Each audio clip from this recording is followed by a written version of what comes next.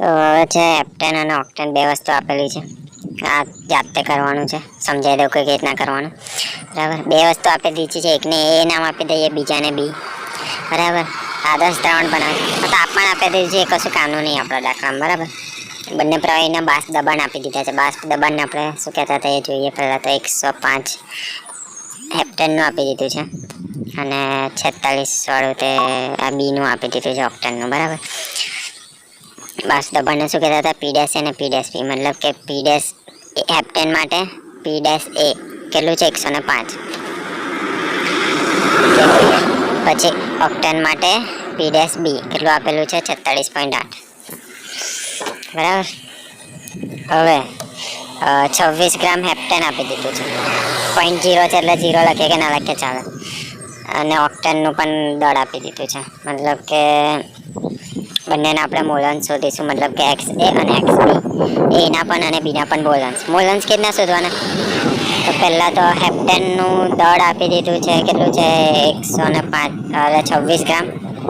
તેનો અણુભાર યાદ રાખવાનો છે. હેપ્ટેનનો અણુભાર છે 100. અને ઓક્ટેનનું દળ પણ આપી દીધું છે. કેટલું આપેલું છે? 35 ગ્રામ. અને એનો અણુભાર યાદ રાખવાનો છે આપણે 114. બરાબર, દળનો અણુભાર છે તો હેપ્ટેનના મોલ મળી જશે. દળના છેદમાં અણુભાર કરીશ તો એવી જ રીતે ઓક્ટેનના પણ મોલ મળી જશે. દળના છેદમાં અણુભાર કરીશ તો 2 મોલ મળી જશે. તેનો કુલ મોલ શોધી દઈશ. બંનેનો સરવાળો કરી નાખીશ બંને મોલોનો, તો કુલ મોલ મળી જશે. એકવાર કુલ મોલ મળી ગયા, એવું આગલા દાખલા જેવું. બંને મોલનો સરવાળો કુલ મોલ, તો એના મોલન શોધીશું બંનેનો. પહેલાં હેપ્ટેન માટે તો એને XA કહીશું. હેપ્ટેનનો મોલન શું કહીશું? XA. કેટલા શોધવાનું? તો કે હેપ્ટેનના મોલ છેદમાં કુલ મોલ. હેપ્ટેનના મોલ છેદમાં કુલ મોલ. એવી જ રીતે ઓક્ટેન માટે એનો મોલન્સ XB કહેવાશે.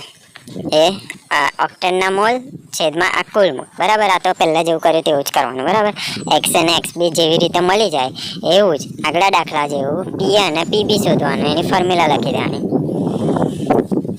હેપ્ટેન માટે A ને ઓક્ટેન માટે B. એવી રીતે PA શોધીશું આપણે. એની ફોર્મ્યુલા છે P-A ગુણ્યા XA. P-A આપેલું છે.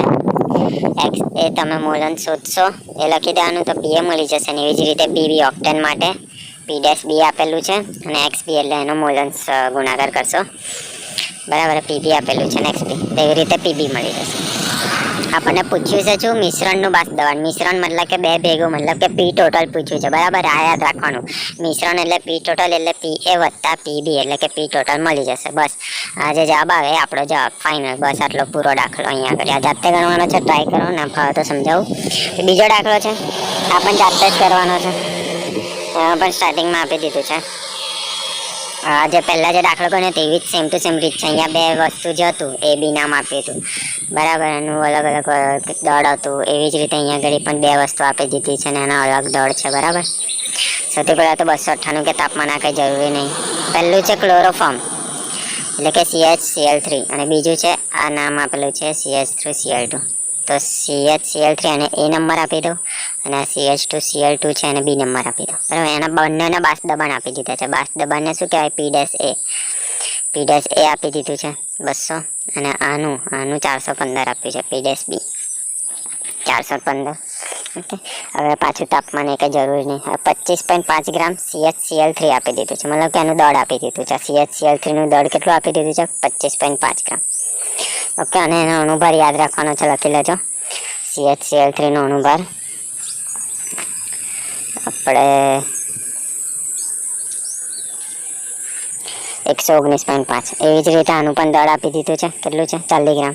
એનું દળ 40 ગ્રામ છે અને એનો અણુભાર યાદ રાખવાનો છે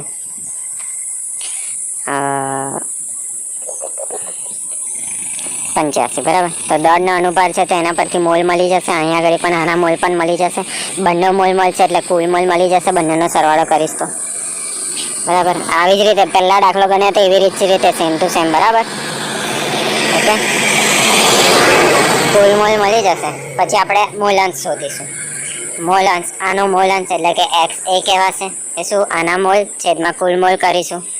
પછી આનો મોલન્સ એટલે XB એટલે આના મોલ છેદમાં કુલ મોલ કરીશું. પહેલા દાખલો ગણી એવું જ સેમ ટુ સેમ. બરાબર, એક્સ અને એક્સ બી મળી જશે. પછી પી એ અને પી બી શોધીશું. પી એ એટલે પી ડેશ એ ગુણ્યા એક્સ એ જે શોધીશું એ જવાબ આવી જશે. પી બી એટલે પી ડેશ બી ગુણ્યા એક્સ બી જે જવાબ આવે લખી દેવાનો. એકવાર પી એ અને પી બી આવી જાય એટલે આપણે પી ટોટલ શોધીશું.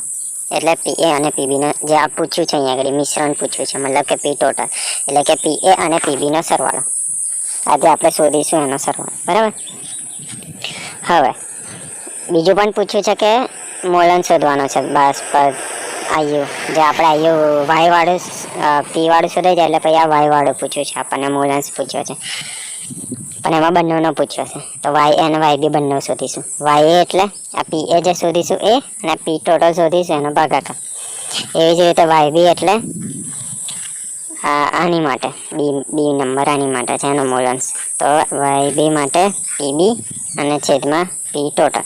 તો આવી રીતે વાય અને વાય બી શોધીશું. જે શોધો એ લખી દેવાનું. બરાબર. તો આખો દાખલો ગણી લેવાનો. કંઈ પણ પ્રોબ્લેમ આવે તો કહી દેજો. Okay, done.